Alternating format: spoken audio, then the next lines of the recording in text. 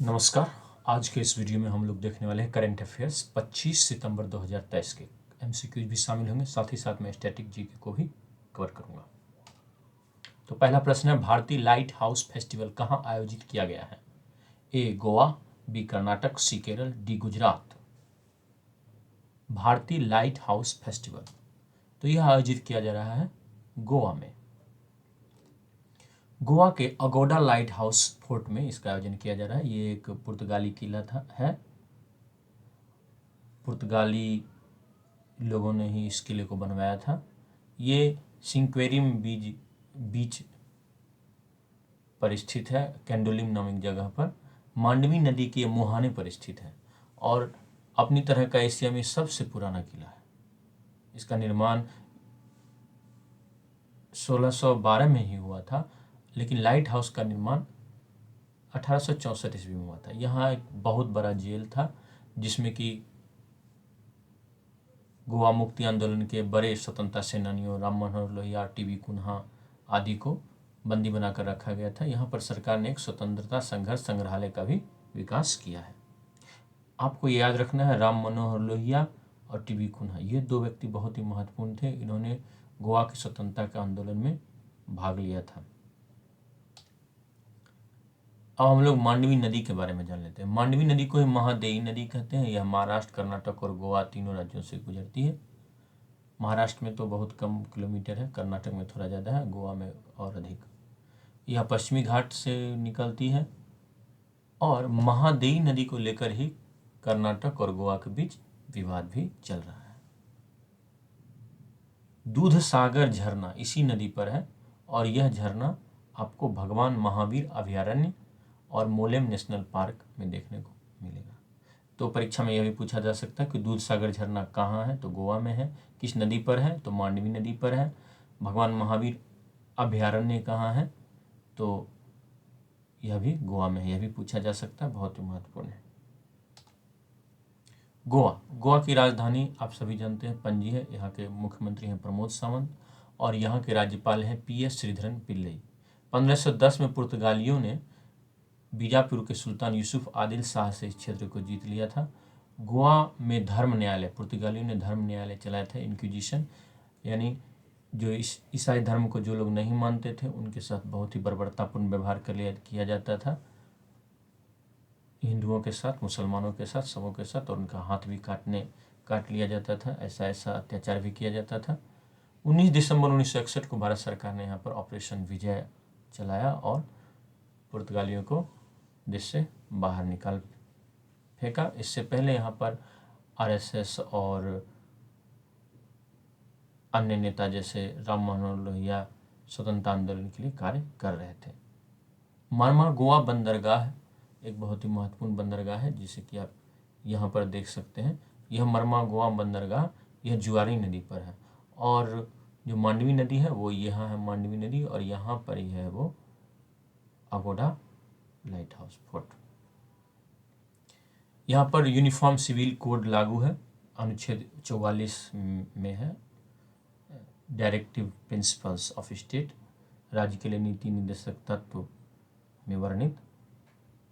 यहाँ पर लंबे समय से यूनिफॉर्म सिविल कोड लागू है। प्रति व्यक्ति जीडीपी के मामले में यह देश के सभी राज्यों में सर्वश्रेष्ठ है।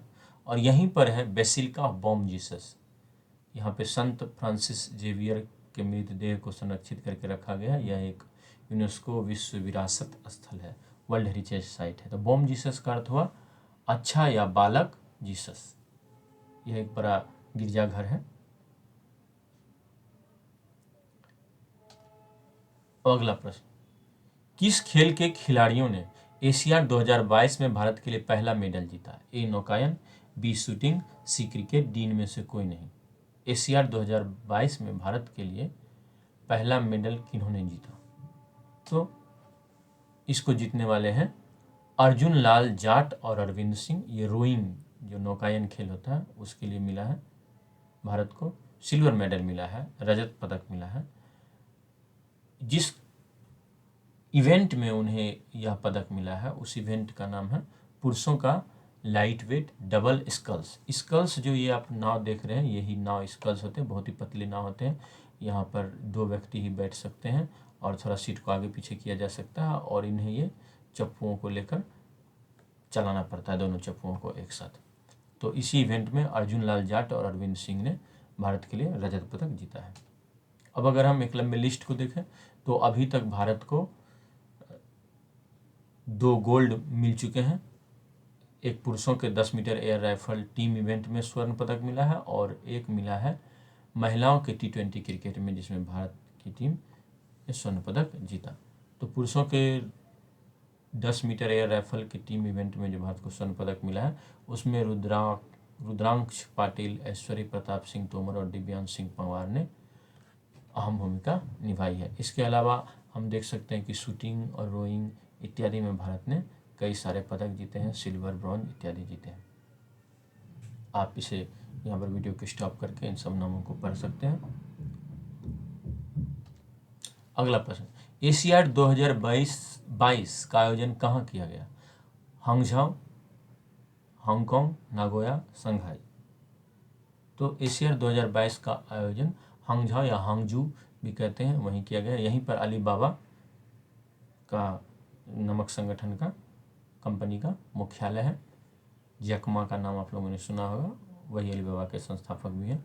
तो यह हांगजू में यह गेम अभी चल रहा है 2023 में। इसे 2022 में होना था लेकिन कोरोना के प्रभाव के कारण नहीं हो पाया।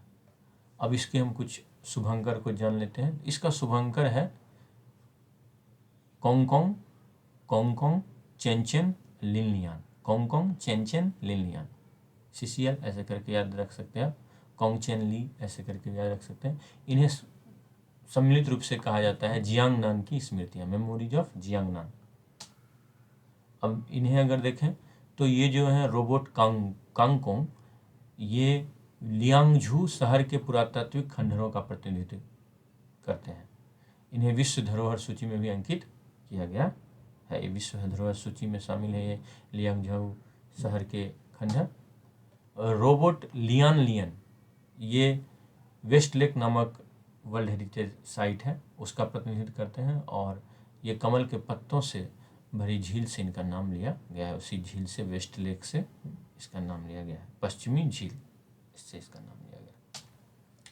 और रोबोट चेनचेन जो है वो बीजिंग हांगझो ग्रैंड नहर का प्रतिनिधित्व करते हैं और यह भी विश्व धरोहर सूची में शामिल है। यहाँ पर 400 साल पुराना ब्रिज भी है, गोंगचेन ब्रिज, उसी से इसका नाम लिया गया है। हांगजू एशियाई खेलों का प्रतीक क्या है? एम्ब्लेम जिसको कहते हैं वह क्या है? सर्जिंग टाइड्स, बढ़ते ज्वार, वन वर्ल्ड वन गेम्स, एक दुनिया एक खेल, games for peace and progress, शांति और प्रगति के लिए खेल, रनिंग चिल्ड्रेन, दौड़ते बच्चे। तो यहाँ पे है बढ़ते ज्वार, सर्जिंग टाइड्स। ये 19वें एशियाई खेल हैं, आपको याद रखना है, ये 19वें एशियाई खेल हैं। और ये जो सर्जिंग टाइड्स के जैसा है दिखाया गया है, यही है इसका एम्ब्लेम। हांगजू 2023 में इसका आयोजन हो रहा है। एशियाई खेलों के पहले संस्करण का आयोजन कहाँ किया गया था? स्टैटिक जीके का प्रश्न है। हांगकांग, टोक्यो, सिंगापुर, नई दिल्ली। पहले संस्करण का आयोजन कहाँ किया गया था? तो इसका आयोजन नई दिल्ली में किया गया था 1951 में।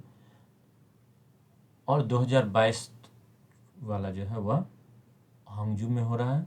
2026 का आईची और नागोया शहरों में होगा जापान के। 2030 में दोहा कतर में होगा। 2034 में रियाद सऊदी अरब में होगा। इसे भी आप लोग याद कर लेंगे, जापान, कतर और सऊदी अरब, आईची, नागोया, दोहा और रियाद। अगला प्रश्न, एक्सरसाइज युद्धाभ्यास किन 2 देशों की सेनाओं के बीच किया जाने वाला युद्धाभ्यास है? Bharat France, Bharat Vietnam, Bharat America, Bharat Thailand. Exercise युद्धाभ्यास तो ये भारत और अमेरिका की सेनाओं के बीच किया जाता है।